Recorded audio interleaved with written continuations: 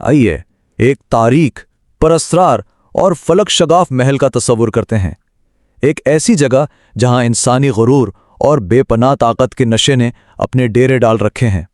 दरअसल ये महज पत्थरों से बनी कोई आम इमारत नहीं है, बल्कि ये दहशत और खौफ का वो मजबूत गढ़ है जिसकी बुनियादों पर एक इंतहाई जालिम बादशाह की सल्तनत खड़ी की गई है। एक ऐसी कहानी जो आज हम इस जायजे में देखने वाले हैं। मैं इस रियासत का बादशाह हूं। आइए जरा इन अल्फाज की गूंज पर गौर करते हैं। ये सिर्फ चंद आम से अल्फाज नहीं हैं, बल्कि एक इंतहाई गहरे गुरूर और अंधे तकब्बुर का सीधा सीधा ऐलान है। एक ऐसे शख्स का ऐलान जो वाकई ये समझ बैठा है कि वो हर कानून और हर इंसानी ताकत से कहीं बाला है। उसे लगता है कि जैसे वो नाकाबिल तस्खीर है और उसे कोई हरा नहीं सकता। हमें इस तज़ाद को गहराई से देखना होगा। एक तरफ तो मुकम्मल और बेलगाम ताकत का अंधा नशा है, और ठीक दूसरी तरफ खौफ के मारे बुरी तरह कांपते हुए गरीब और बेबस लोग। हर तरफ हुजूम की दबी दबी सहमी हुई सरगोशियां हैं, जिनमें सवाए दहशत के और कुछ सुनाई नहीं देता। सच पूछिए तो जब किसी भी माशरे में ताकत का तवाज़न इस कदर खौफनाक हद तक बिगड़ जाए तो वहां की खामोशी भी बहुत भारी और जानलेवा हो जाती है। और अगर कोई गलती से भी इस बादशाह के खिलाफ कुछ बोलने की जुर्रत कर बैठता तो उसे फौरन बिना किसी रहम के दर्दनाक सजा दी जाती। इस रियासत में कोई आइन नहीं था, बस खौफ ही वाहिद कानून था। ये एक ऐसी तारीख और तल्ख हकीकत थी जहां हर चेहरे की लकीरों में सिर्फ और सिर्फ दहशत लिखी थी। बादशाह की यह ताकत अवाम की रजामंदी या मोहब्बत पर हरगिज नहीं, बल्कि एक इंतहाई गहरे, तारीख और जालिमाना जबर पर खड़ी थी। लेकिन फिर वक्त बदलता है और फितरत अपनी असल ताकत का मुजाहिरा शुरू करती है। आधी रात का वक्त, एक इंतहाई शदीद तूफान, मूसलाधार बारिश की मुसलसल आवाज और पागल कर देने वाली तेज हवाएं। ठीक रात 2 बजे के करीब इस नाकाबिल तस्खीर समझे जाने वाले महल की मजबूत और ऊंची दीवारें अचानक लरजने लगती हैं।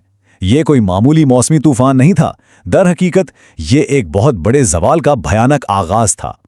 अब इस लम्हे और इस मंजर को अगर महसूस किया जाए तो वो मगरूर बादशाह जो खुद को दुनिया में सबसे ज्यादा महफूज और ताकतवर समझता था, इस लम्हे शदीद खौफजदा है। उसके चेहरे का रंग उड़ चुका है। उसका दीवा हैकल महल जो उसकी सबसे बड़ी पनागाह था, अब लरज रहा है, कांप रहा है। उसकी ताकत और ताज की वो सुनहरी चमक मुकम्मल तौर पर बुझ चुकी है, और अब उसकी जगह एक अजीब सी बेबसी और गहरे तारीख खौफ ने ले ली है।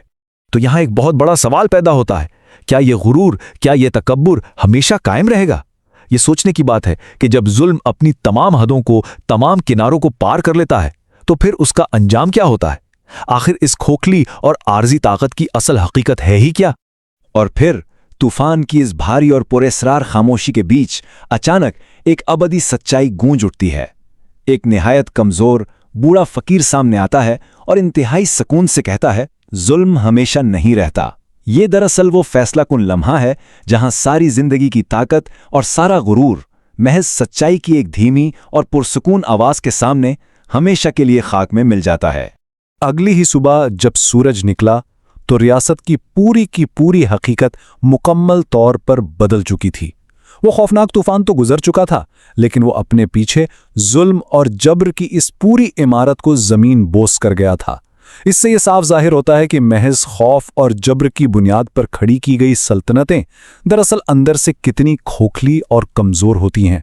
जो गुरूर कल रात तक आसमान से बातें कर रहा था, आज सुबह वो सिर्फ एक बेजान मलबे का ढेर बन चुका था। और वो जालिम बादशाह बिल्कुल तन्हा, अकेला रह गया।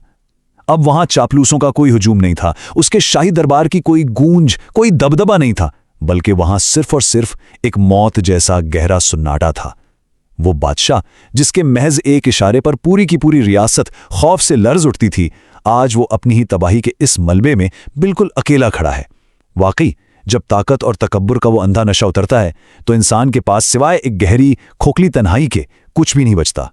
तो इस सारी कहानी के बाद ये सवाल जहन में जरूर गूंजता है कि जब सच्चाई का ऐसा ताकतवर तूफान गुजर जाता है तो मुकम्मल खौफ और दहशत पर बनाई गई इस ताकत का आखिर बचता ही क्या है? कुछ भी नहीं।